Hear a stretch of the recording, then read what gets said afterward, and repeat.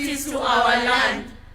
Proud of our ethnic, cultural, and religious diversity, and determined to live in peace and unity as one indivisible sovereign nation. Respectful of the environment, which is our heritage, and determined to sustain it for the benefit of the future generations. Committed to nurturing and protecting the well-being of the individual, the family, communities, and the nation. Recognizing the aspirations of all Kenyans for a government based on the essential values of human rights, equality, freedom, democracy, social justice, and the rule of law.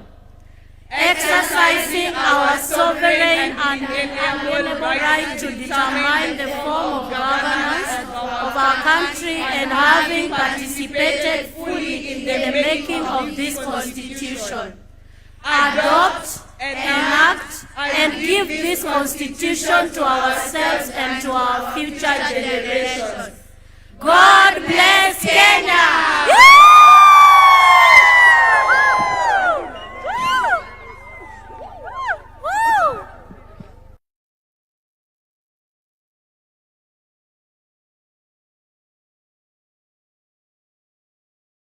Round of applause as we take our seats. Your Excellency, just for your information, all those children that were leading us in the chorus or the national anthem and the preamble were born in 2010, and therefore they are as old as the Constitution is. Your Excellency, sir, with your permission, allow me to now invite Colonel Father Moses Karanja, who will give us a very short sermonette and then proceed to lead us in prayers. Father Karanja, karibu.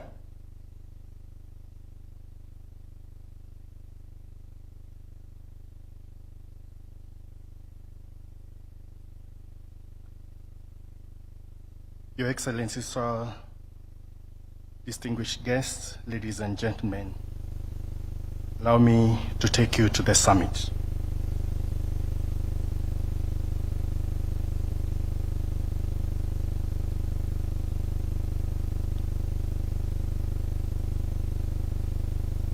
The sermonette, please.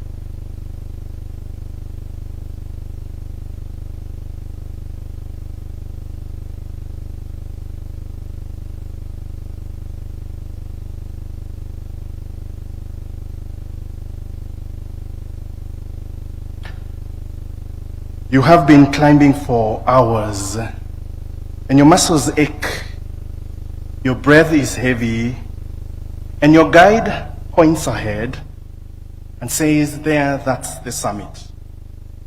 And you dig deep, push harder. Each step carries the weight of exhaustion and hope. You stretch yourself to reach the peak, and then you realize this is not the summit. It is a false summit. Just a hill dressed as a top. The mix of frustration, determination, and sudden realization that the journey is not yet. This is the rhythm of life. Every summit, every milestone is simply a base camp for the climb ahead. The actual summit, the real deal, is farther, higher, harder. Then think about Everest. The base camp is 5,364 meters, is higher than the summit of Mount Kenya at 5,199 meters. 15 years ago, we stood at a monumental summit, the promulgation of the Constitution. It was a moment that defined our country. We climbed together as a nation, enduring the bruises and the pains of long and difficult journey.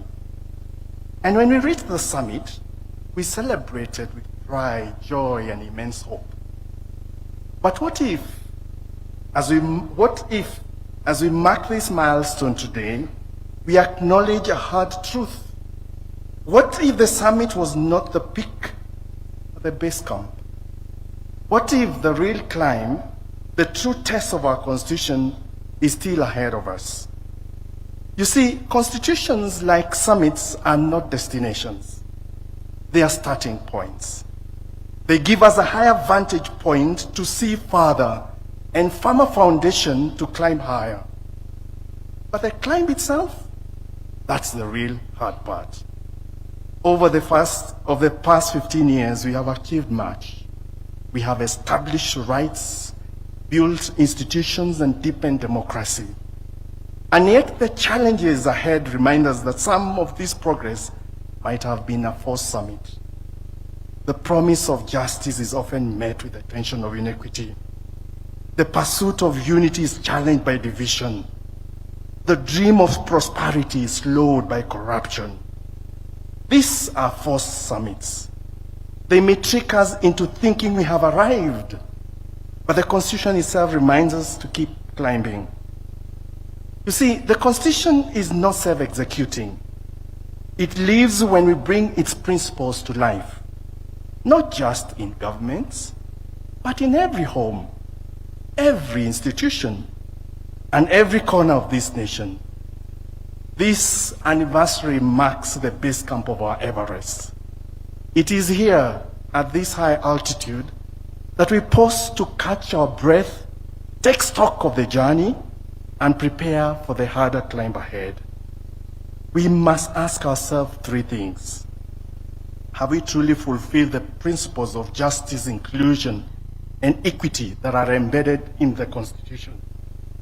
Have we addressed the systemic barriers that limit opportunity for some while privileging others? Have we lived up to the promise of the preamble of our Constitution, we, the people of Kenya, the